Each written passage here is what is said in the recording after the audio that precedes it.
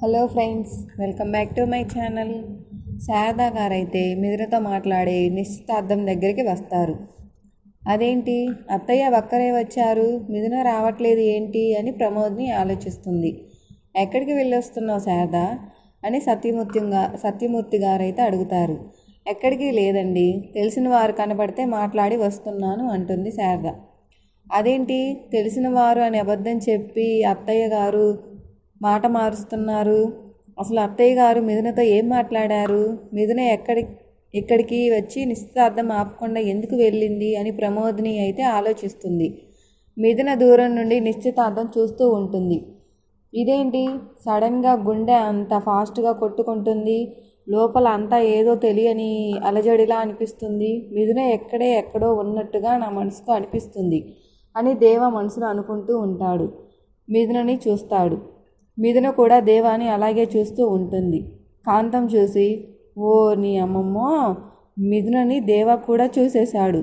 ఆవిడ వచ్చి నిశ్చితార్థం ఆపేలోపే మనోడు ఓ ప్రియా ప్రియా నా ప్రియా ప్రియా అని పాట పాడుకుంటూ స్లో మోషన్లో పరిగెత్తుకుంటూ వెళ్ళిపోతాడేమో. లేదు లేదు, అలాంటి ప్రకృతి వైపరీత్యం జరగకముందే ఈ నిశ్చితార్థం త్వరగా జరిపించాలని భానుతో ఇలా అంటుంది. ఇదిగో భాను, దేవాతో నిశ్చితార్థం జరుగుతుందని ఓ మురిసి మొగ్గలేస్తున్నావు, కానీ కరెంటు షాక్ కంటే భయంకరమైన షాకింగ్ న్యూస్ చెప్తాను. గుండె పట్టేసి హార్ట్ అటాక్ వచ్చి ప్రమాదం ఉంది, అందుకని గుండెని కాస్త గట్టిగా పట్టుకో అని కాంతం అంటుంది. షాకింగ్ ఏంటి అక్క అని భాను అంటుంది. మిథున వచ్చింది, అదిగో అటు చూడు అని కాంతం చూపిస్తుంది. భాను షాక్గా చూస్తుంది.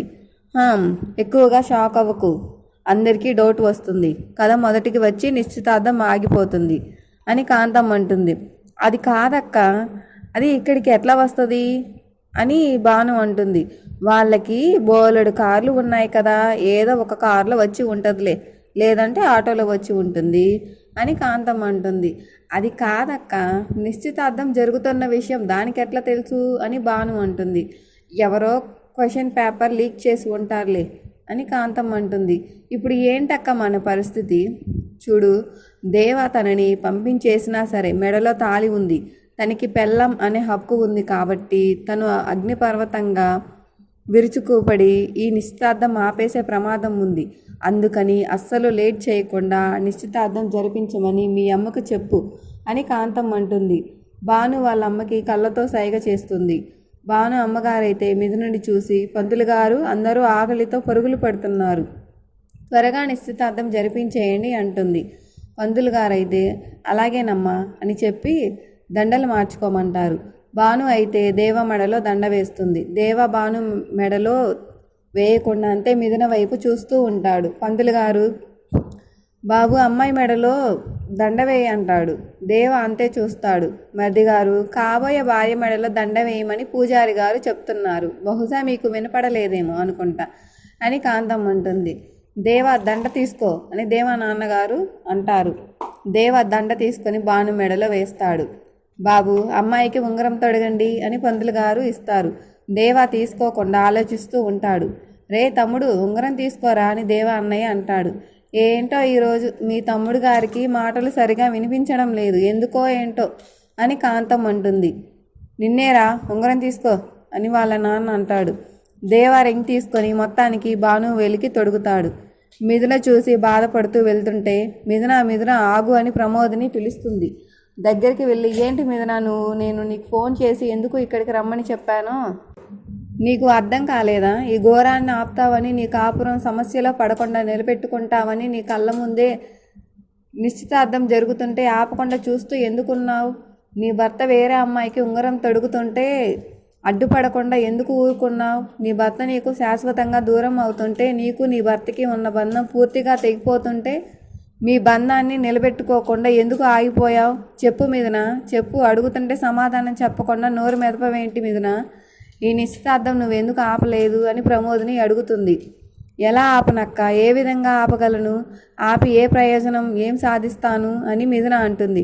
అదేంటి మిథున అలా మాట్లాడుతున్నావు? నువ్వు దేవ ఇద్దరు కలిసి మెలిసి జీవితాంతం సంతోషంగా ఉంటారు కదా అని ప్రమోదిని అంటుంది. సంతోషంగానే ఎలా అక్క? ఒక జంట కలిసి ఉండాలి అన్నా, జీవితాంతం కలిసి సాగాలన్నా మనుషులు కలవాలి. ఒకరి మనసులో ఒకరి మీద ప్రేమ ఉండాలి. కానీ దేవా మనసులో నా మీద ద్వేషం తప్ప ప్రేమే లేదు అక్క. నేను తన జీవితంలో నుంచి ఎప్పుడు వెళ్ళిపోతానని ఆలోచిస్తున్నాడు. మరి మేమిద్దరం ఎలా కలిసిమెలిసి అన్యోన్యంగా ఉంటాం? లేదు లేదు మిథున, దేవా మనసులో నీ మీద చాలా ప్రేమ ఉంది అని ప్రమోదిని అంటుంది. నువ్వు చెప్పినట్టు నిజంగా దేవాకి నా మీద ప్రేమే ఉంటే నన్ను భార్యగా చూస్తుంటే నా కళ్ళ ముందే ఇలా మరో అమ్మాయిని నిశ్చితార్థం చేసుకుంటాడా?